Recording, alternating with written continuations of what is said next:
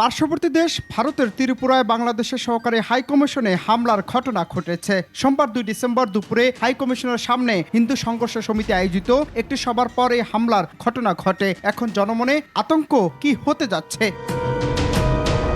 বেশ কয়েকটি সূত্র থেকে জানা গেছে, ভারতের ইসকন নেতা চিন্ময় কৃষ্ণ দাসের গ্রেপ্তার নিয়ে প্রতিবাদের অংশ হিসেবে 6 সদস্যের একটি প্রতিনিধি দল স্মারকলিপি জমা দিতে হাইকমিশনে যায়। তবে এ সময় কিছু যুবক অফিসে প্রবেশ করে বাংলাদেশের জাতীয় পতাকা ছিঁড়ে ফেলে এবং অফিসের ভেতর ভাঙচুর চালায়। এ নিয়ে সামাজিক যোগাযোগ মাধ্যমে একটি ভিডিও ভাইরাল হয়েছে।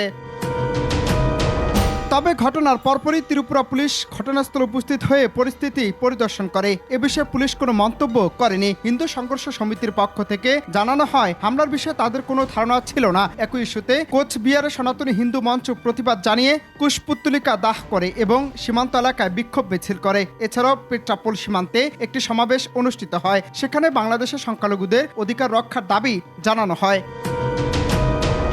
দেশটির আঞ্চলিক সংবাদ মাধ্যমের খবরে বলা হয়েছে, শান্তিপূর্ণ বিক্ষোভটি সার্কিট হাউজের মহাত্মা গান্ধীর ভাস্কর্যের সামনে পৌঁছালে পুলিশ তাদের বাধা দেয়। এক পর্যায়ে তার পুলিশি ব্যারিকেড ভেঙে বাংলাদেশের সহকারী হাইকমিশনারের অফিসে প্রবেশ করে। অন্যদিকে পূর্বের ঘটনায় ব্রিফিংয়ে পররাষ্ট্র উপদেষ্টা ভারতীয় গণমাধ্যম সহ সকলের উদ্দেশ্যে, অর্থাৎ যারা নৈরাজ্য ঘটানোর চেষ্টা করছে তাদেরকে কড়া বার্তা দিয়েছেন। 1 বছরের বা 1 যুগের না, আর অনেক বেশি সময়ের ব্যাপার। সবসময় একরকম যাবে এমনও কথা নেই। আমরা আশাবাদী হতে চাইবো যে আমরা একটা ভালো সম্পর্ক প্রতিষ্ঠা করতে পারবো, যাতে করে দুই পক্ষের স্বার্থ সংরক্ষিত হয়। সাম্প্রতিক সময়ে ভারতের এমন কর্মকাণ্ড কতটা যৌক্তিক সেটা নিয়ে প্রশ্ন তোলা হয়েছে এবং এই বিষয় নিয়ে, অর্থাৎ ভারতের উস্কানিমূলক কর্মকাণ্ড নিয়ে মুখ খুলেছে বিএনপি নেতারা। বাংলাদেশ একটি স্বাধীন দেশ, সার্বভৌম দেশ। এইখানে ভারতের পররাষ্ট্র প্রতিরক্ষা মন্ত্রী আপনার ইউক্রেন, রাশিয়া বা ওখানে ইসরায়েল হামাসের সাথে বাংলাদেশের এইখানে তুলনা করলেন কেন?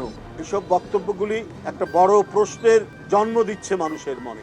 এখন বিষয় হচ্ছে, ভারতে বাংলাদেশ নিয়ে যে সকল অহেতুক কর্মকাণ্ড করা হচ্ছে সেটা নিয়ে পরবর্তীতে কি হবে, কিংবা ভয়ঙ্কর কিছু হতে যাচ্ছে সেটা নিয়েও প্রশ্ন উঠেছে একাধিক মহলে। অনন্ত হাসান মাসুদ, বাংলা টিভি, ঢাকা।